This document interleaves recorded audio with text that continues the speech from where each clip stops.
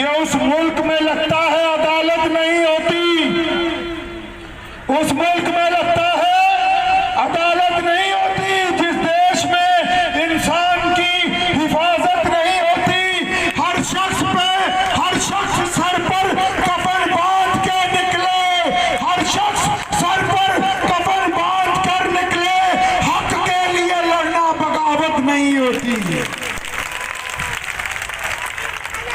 हर शख्स सर पर कफन बांध के निकले, हक के लिए लड़ना तो बगावत नहीं होती।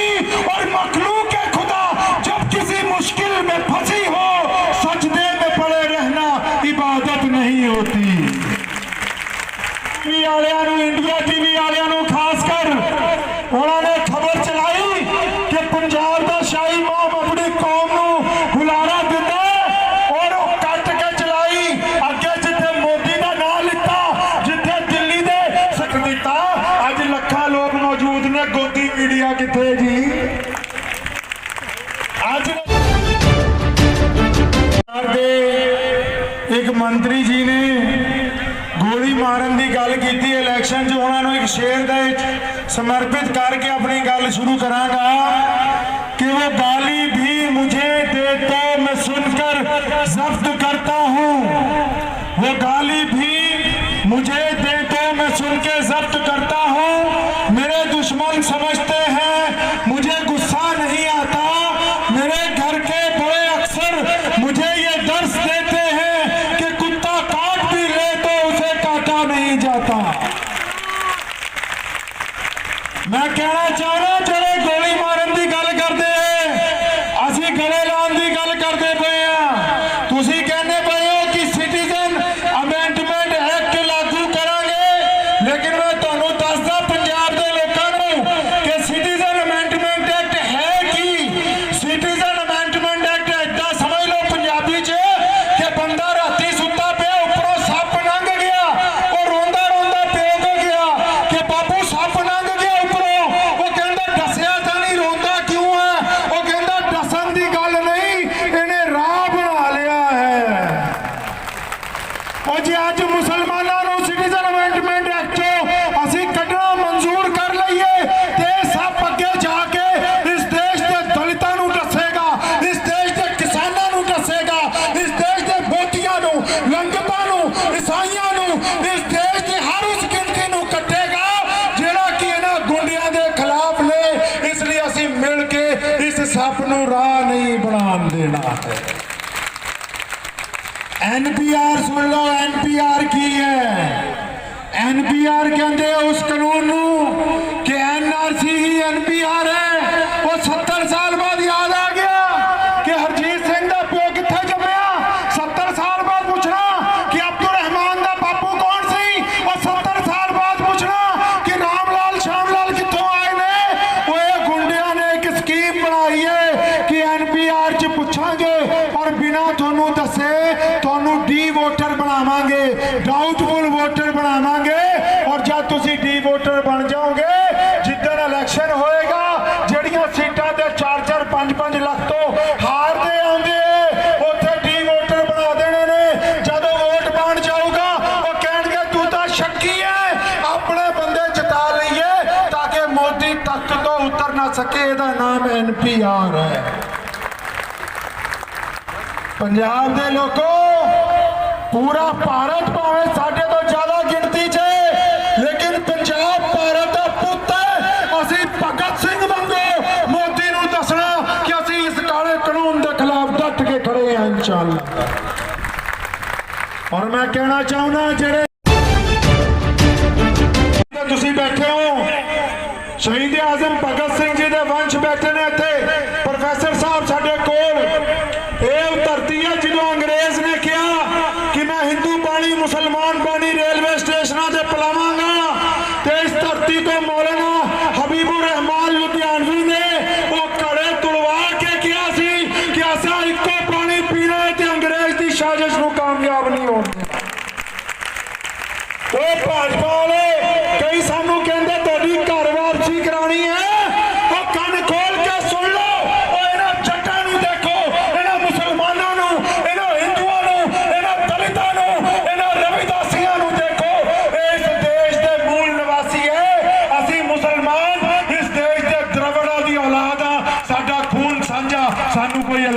कर सकता है।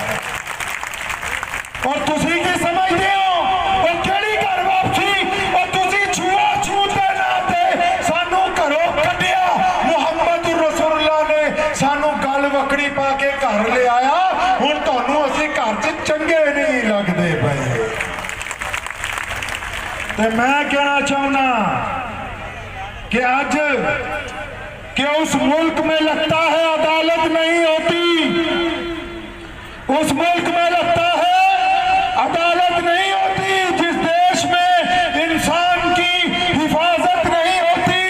हर शख्स सर पर कफन बांध के निकले, हर शख्स सर पर कफन बांध कर निकले। हक के लिए लड़ना बगावत नहीं होती। हर शख्स सर पर कफन बांध के निकले। हक के लिए लड़ना तो बगावत नहीं होती। और मखलूक के खुदा जब किसी मुश्किल में फंसी हो, सजदे में पड़े रहना इबादत नहीं होती। तो मैं कहना चाहना NDTV वालियां नूं, इंडिया TV वालियां नूं खास कर, उन्होंने खबर चलाई कि पंजाब का शाही इमाम अपनी कौम नूं हुलारा दिता और वो कट के चलाई। अगे जिथे मोदी का नाम लिता, जिथे दिल्ली के संयोजित कतलेआम का नाम लिता, जिथे घट गिनतियां नूं मारन का नाम लिता, वो कट दिता। अज लखां लोग मौजूद ने। गोदी मीडिया किथे जी? अज नजर नहीं आना गोदी मीडिया। अज पंजाबी पुत मीडिया दे खड़े ने जेड़ा दुनिया नूं दसणगे कि आओ देखो पंजाब दा सिख, पंजाब दा दलित, पंजाब दा जट अपने मुसलमान भरावां नाल शाहीन बाग च बैठा है। ते मैं बड़ा ऋणी हां 14 जथेबंदियां दा जेड़े अज पंजाब दे शाहीन बाग दे विच मुबारकबाद देना चाहना।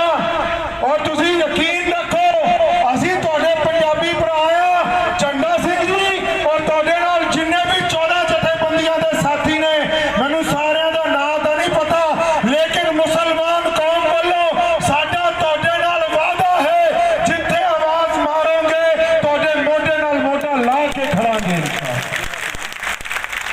और चलदे चलदे प्रोग्राम समाप्ति वाल है। मेरी एक वसीयत सुन लो, खासकर लुधियाने वाले। पंजाब के मुख्यमंत्री महाराजा अमरिंदर सिंह जी नूं मैं पहला धन्नवाद करदा कि तुसीं भारत च सब तो पहला सिटीजन अमेंडमेंट एक्ट के खिलाफ विधान सभा च मता पास किया। और कल परसों तुसीं NPR के उत्ते रोक लाने की गल की। तुहाडे धन्नवादी हां असीं।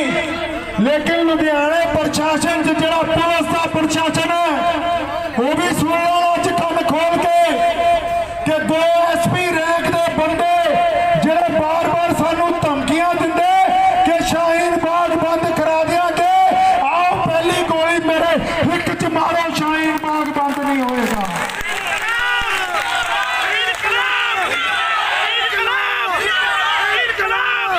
और मैं कहना चाहना दोनों जनरल डायरा नूं कि ਜਿਹੜੀਆਂ ਧਮਕੀਆਂ ਦਿੰਦੇ ਹੋ आके ਕੰਨ खोल के सुन लो।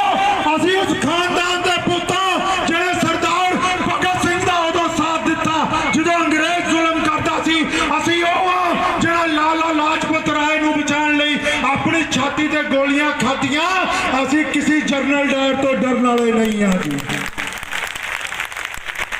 और अगले ऐतवार पूरे पंजाब के जिहड़े इमाम ने, पूरे पंजाब की मस्जिदां के प्रधान इन्हां जनरल डायरा के खिलाफ लुधियाना के शाहीन बाग च इकट्ठे होणगे। और उस तो अगले दिन प्रेस कॉन्फ्रेंस करके मौजूदा जिहड़ा बंदा जनरल डायर बनना चाहता, लुधियाना पुलिस का जिहड़ा अपने आप को कहता है, मैं जाके कमिश्नर साहब को भी किया, मैं CP साहब ये तुहाडा फलाना बंदा सानू थ्रेट करता है, उन्होंने भी समझाया, मन्निया नहीं। जे इन्हां को भी नहीं मानता कि असीं महाराजा साहब को यदि फरियाद लेके पटियाले जावांगे इंशाअल्लाह। असीं जाके दसांगे अपना दुख और ओदी सारी रिकॉर्डिंग और सारी वीडियो अज इत्थे लखां लोग इकट्ठे होए आ पुल दे उत्ते कोई मुलाजम नहीं, मकानां दे उत्ते कोई मुलाजम नहीं। क्यों साडा खून पानी है? कोई मेटल डिटेक्टर नहीं लाया, कोई पुछ-गिछ नहीं, कोई प्रबंध नहीं। सरकार नूं मैं कहना चाहुंदा तुसीं एक पासे पूरे देश नूं संदेश दे रहे हो कि पंजाब की लोकतंत्र सरकार सीए दे खिलाफ है, एनआरपी दे खिलाफ है, ते तुहाडी सरकार दे विच ये जिहड़े 2 अफसर जनरल डायर बनना चाहुंदे ने। और तुसीं लुधियाने दे लोग मेरे नाल वादा करो जे मैनू या शाही इमाम साहब नूं ये जनरल डायर गोली भी मार देन, तुसीं लुधियाने दा शाहीन बाग चालू रखोगे इंशाअल्लाह ताला।